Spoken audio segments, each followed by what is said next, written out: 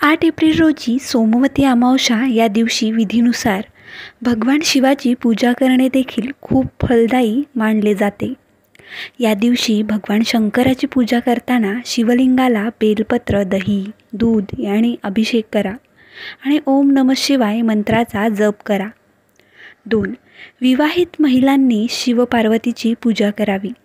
सोमवती अमावस्येच्या दिवशी शिव आणि पार्वतीच्या पूजेला विशेष महत्त्व आहे। अशा स्थितीत या दिवशी विवाहित स्त्रीने शिवलिंगावर कच्च्या दुधाचा अभिषेक करावा। यामुळे पतीच्या आरोग्याशी संबंधित समस्या दूर होतात।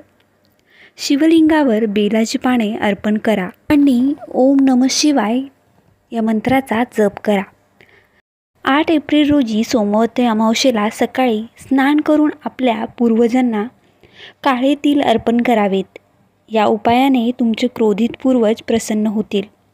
ते तुम्हाला तुमची संपत्ती, सुख, समृद्धी, तुमच्या वंशाची प्रगती इत्यादीसाठी आशीर्वाद देतील। 5.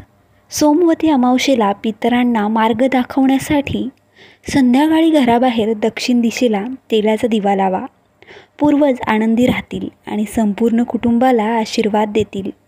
सोमवती अमावस्येला प्रदोष काळात म्हणजे सूर्यास्तानंतर अंधार पडू लागल्यावर घराच्या मुख्य दरवाजाजवळ तुपाचा दिवा लावा। त्यात दिवा लावावा आणि शक्य असल्यास केशरही टाकावे। हा दिवा रात्रभर जळू द्या। यामुळे देवी लक्ष्मी प्रसन्न होईल आणि तिच्या कृपेने तुमच्या घरात कृपा होईल। सोमवती अमावस्येच्या दिवशी तुम्ही भगवान शिव आणि माता पार्वतीची पूजा करावी। शिवशक्ती व्यतिरिक्त देवी लक्ष्मीला खीर अर्पण करा। त्याच्या आशीर्वादाने आर्थिक संकट दूर होईल। तुमच्या घराची तिजोरी कधीही रिकामी राहणार नाही। सोमवती अमावस्येला पिंपळाच्या झाडाची पूजा करावी। नंतर पिठाचे गोळे करून ते नदी किंवा तलावातील माशांना खायला द्यावे। यामुळे तुमचा त्रास दूर होईल। पिठात साखर मिसळून मुंग्यांना खायला दिल्यास सौभाग्य प्राप्त होते। सोमवती अमावस्येला पिंपळाजवळ तेलाचा दिवा लावणे शुभ मानले जाते। दिवा लावताना त्यात लवंगही टाका। यानंतर पिंपळाच्या झाडाला प्रदक्षिणा घालताना ओम नमो भगवते वासुदेवाय या मंत्राचा जप करावा। असे मानले जाते की यामुळे पितृदोष दूर होतो। सोमवती अमावस्येच्या दिवशी कुत्र्याला भाकरी खाऊ घालणे खूप शुभ मानले जाते। असे मानले जाते की या दिवशी काळ्या कुत्र्याला भाकरी खाऊ घातल्याने रोग दूर होतात आणि जीवनावर चांगला परिणाम होतो। सोमवती अमावस्येच्या दिवशी भगवान विष्णू आणि पिंपळाच्या झाडाची पूजा करा। पूजेपूर्वी स्वतःवर गंगाजल शिंपडा। त्यानंतर पिंपळाच्या झाडाची पूजा करून 108 वेळा प्रदक्षिणा केल्यानंतर पवित्र पिवळा धागा बांधावा।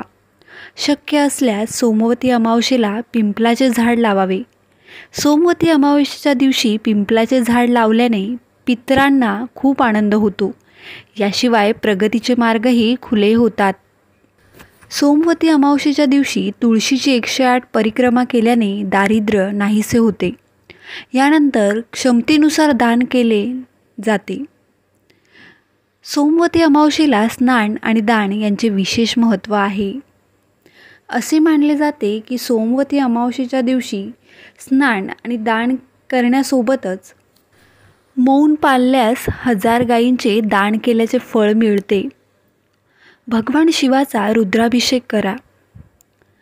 पितरांसाठी नैवेद्य दाखवावा।